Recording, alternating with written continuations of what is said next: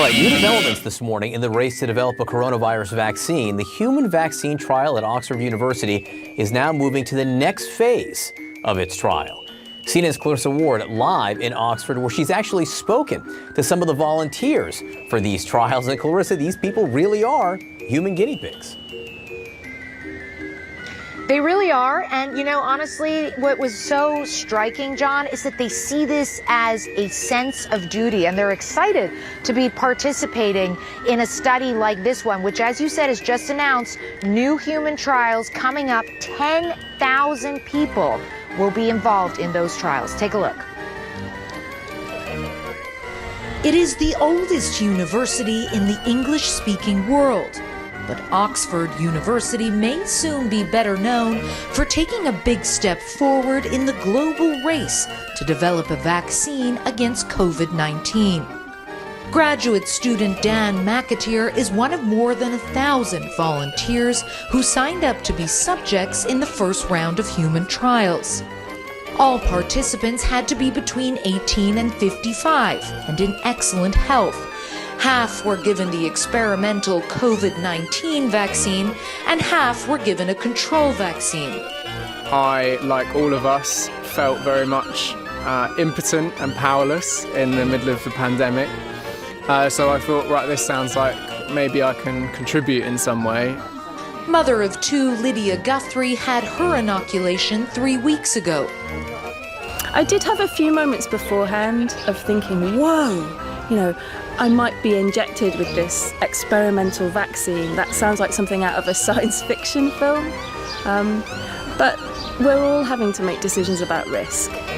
Guthrie says she experienced some side effects similar to a mild flu. Next week, she will go back for her first blood test. We have an e-diary system, so every day I get an email as a prompt to log in and complete a short questionnaire about my health and well-being. I also complete a questionnaire about my daily activities. The vaccine's developers have made some bold predictions, saying it could be mass-produced as early as September.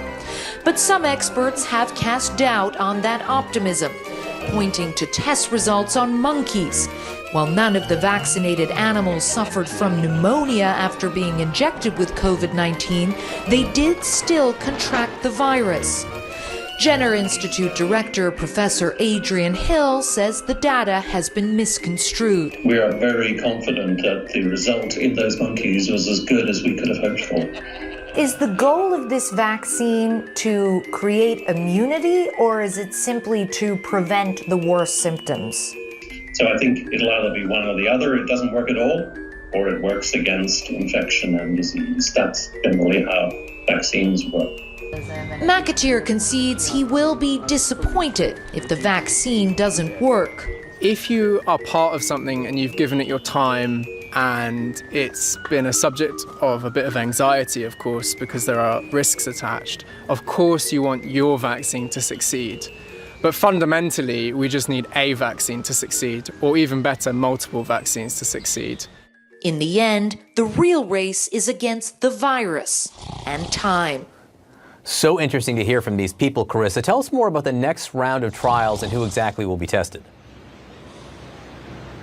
So this is interesting, John, because in the first round, as you saw, it was people between 18 and 55. Now they're going to be expanding. They're going to be testing people even above 70 years old, and they're going to be looking at children potentially between the ages of 5 and 12. But some experts have said that we should be a little cautious about popping the champagne just yet. It simply is still very early. This is moving at a really quick pace. Those two subjects who we interviewed, they haven't even had their test results yet, and already you're talking about testing another 10,000 people. So some people saying, well, let's put the brakes on just a little bit and see what the data really shows. That's right. John? Let the science work its course. Clarissa, really interesting look. Thanks so much for being with us.